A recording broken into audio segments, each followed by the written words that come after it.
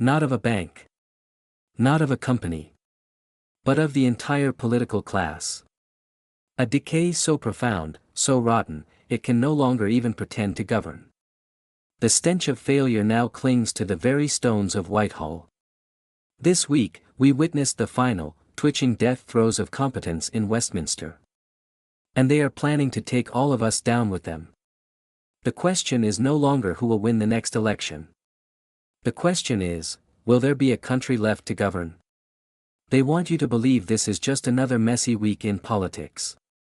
Another gaffe. A comms problem. The Westminster bubble, laughing at its own reflection in the pages of the Financial Times, utterly detached from the nation it is supposed to serve. They are lying to you. What you just witnessed was not an accident. It was not a mistake. It was a symptom of a terminal disease.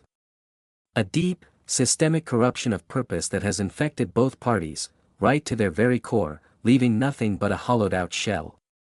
It began with whispers, a trial balloon to test your breaking point.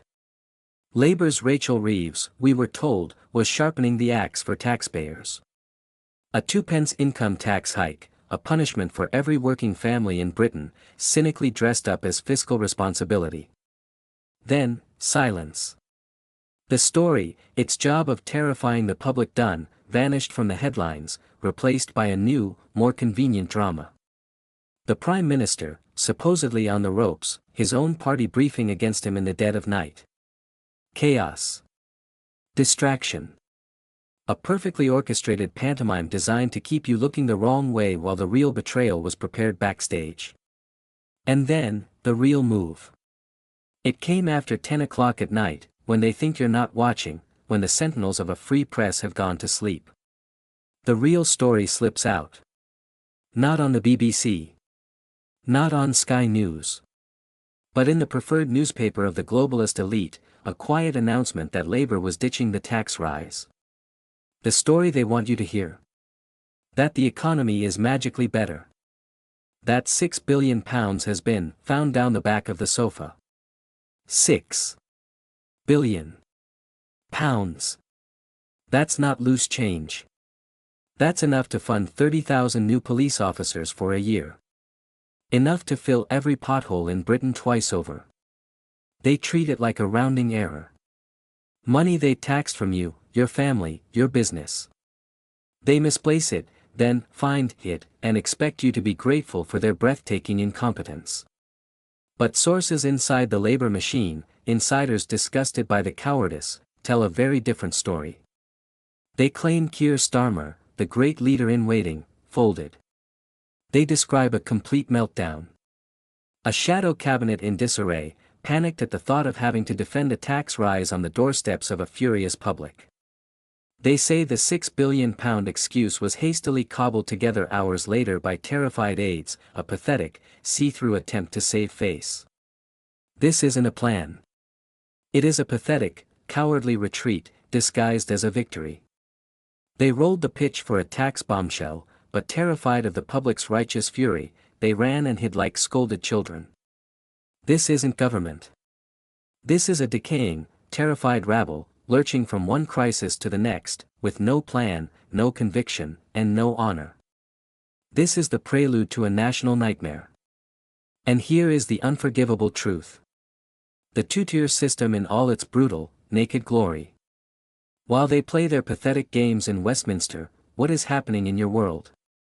A pensioner in Essex, a woman who worked her entire life and paid her taxes, chooses between a warm meal and a warm room, terrified of the next bill, while they laugh about finding £6 billion of her money.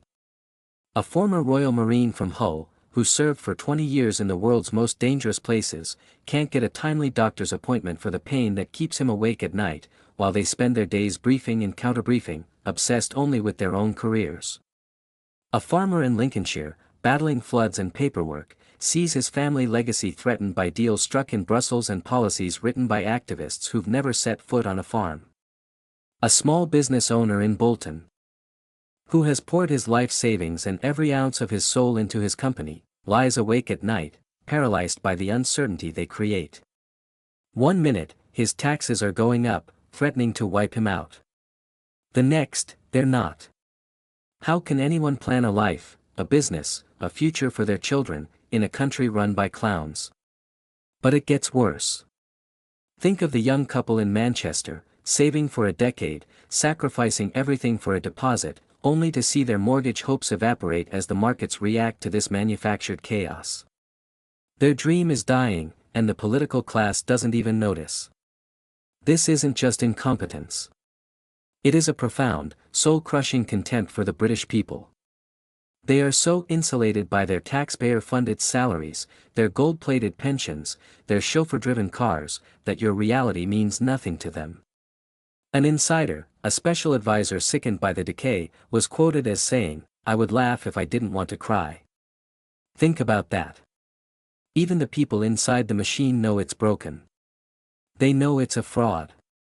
They see the cancer of the soul that has taken root in Whitehall, sapping the will of anyone who still cares about duty or country. This is what an omni-shambles government looks like. And the opposition? They are just the reserve team, waiting to continue the managed decline. This is the age of the hollow men. And their king is Keir Starmer. Look at him. Watch him closely. The man doesn't stand for anything. He is a focus group automaton, algorithms in a suit, designed to mimic a leader. He promised to scrap tuition fees. He abandoned it.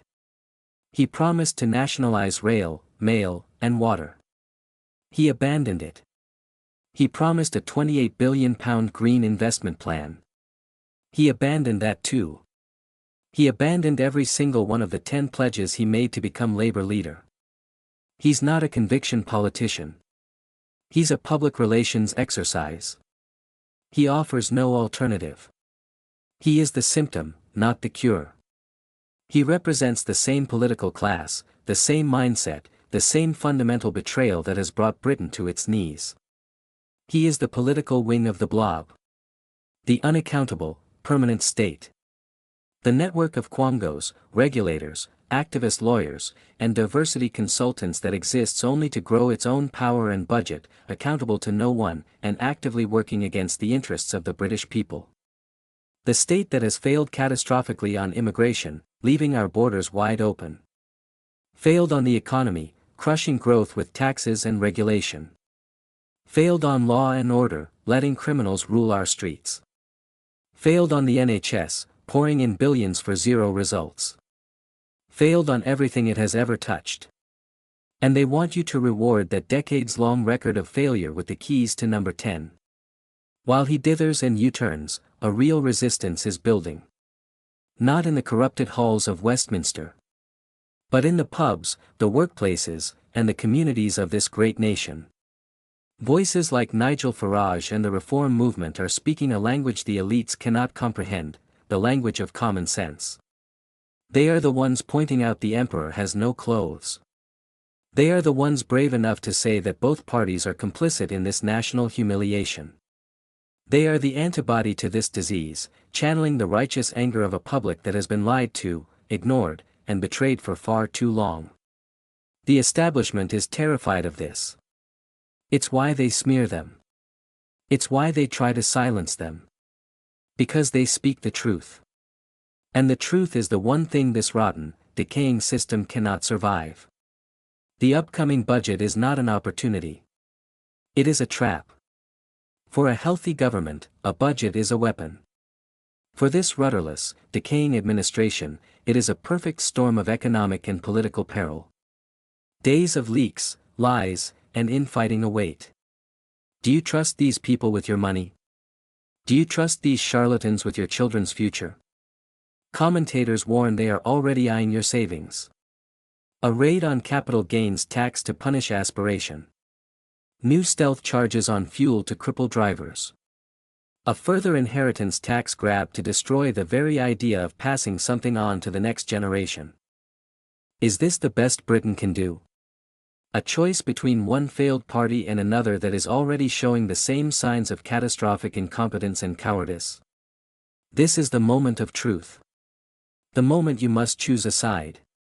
Are you with them, the managed decline, the endless chaos, the comfortable lies of the political and media class? Or are you with us, the great British people who refuse to see their country dismantled by a corrupt and broken elite? If you refuse to stay silent while they run our country into the ground, share this video. If you believe Britain deserves better than this unforgivable spectacle of failure, make your voice heard in the comments.